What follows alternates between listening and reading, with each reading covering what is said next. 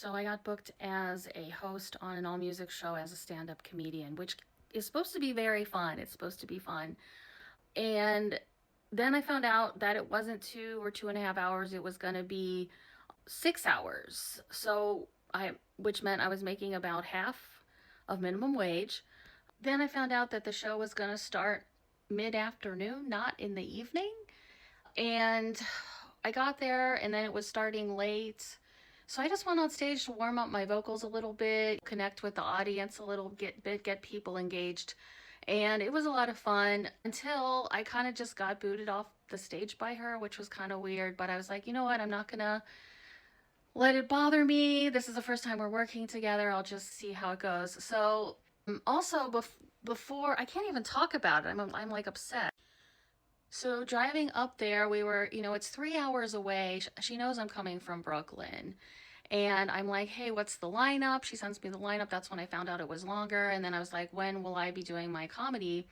And she's like, we don't want you to do any comedy. We just want you to bring up people. I'm like, then why are we doing this then? Because my Instagram and my TikTok are Annie Does Comedy. I'm a comedian. The whole point of having a comedian host is to get the audience engaged, get them to be interactive and be excited about the show, keep the energy up, and, tell some jokes and interact with people. She didn't want me to do that. I'm like, what? So while I was on stage, I just ended up doing my set. But I asked her while I was on stage, I was like, can I just do a couple minutes? And she's like, yeah, go ahead. But also, the audience was there to see comedy. Like on the flyer, it's my face. It says Annie Does Comedy. I even asked somebody in the audience, I was like, are you here to see the music? And they're like, yes, and the comedy. I'm like, okay, then let's do it. The whole audience liked that I was there. They're like, more, more. But then from the person that booked me and the grill master, they weren't feeling it. But honestly, I didn't know that until after the third musicians went up. The girl that was producing the show came up to me and she's like, hey, the owner's coming in and they're nervous because he's weird or something, and the grill master is going to host the rest of the show. I was like, what? So am I getting fired halfway? Not even halfway through the show. And I even went up to her a second time because she beat around the bush. She wasn't just coming out and saying what she wanted to say. So I was really nice about it, but then what I also realized was she wasn't going to pay me.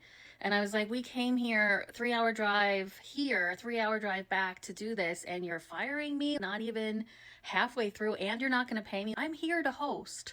That's why I'm here. So the grill master goes up. That was the name he gave himself, by the way, because he was manning the grill. He totally bombed. As soon as he went up, everybody just got up and left. It's like, you want people to be engaged, you don't want them to leave. Like, what just happened? He goes up, he doesn't even get on stage. He turns his back to the audience and he's talking really quiet into the microphone. He makes an announcement that there are hot dogs. The other thing that was crazy was they did have food and drinks and stuff. And they wanted me to make an announcement, and I did.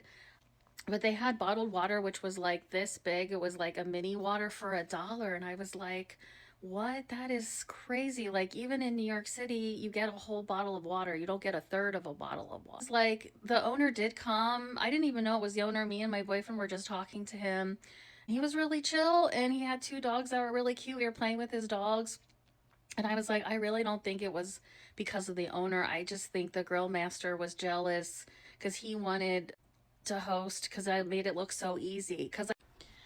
But I've been doing hosting for a long time, so I could make it look like it's easy when it isn't. Also, the girl who produced the event, we were asking her where to park, and she was really annoyed with us that we would even ask. It's like, we just got into town, we've never been here before, and it's not obvious where to park. And she's like, park behind the bank, but then all these signs said private parking, and we're like, we just can't get towed right now.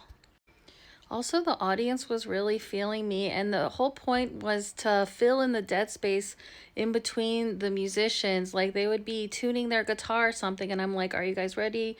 They're like, no. I'm like, just keep talking. I'm like, okay. And you don't want there to be dead space, otherwise people are going to leave. And guess what? That's exactly what happened. But I was pretty furious, but I kept it calm, kept it chill. And then the girl that produced the show totally ghosted me. She just never responded. It didn't say anything like sorry or anything. She just totally ghosted me. And I did not get paid either.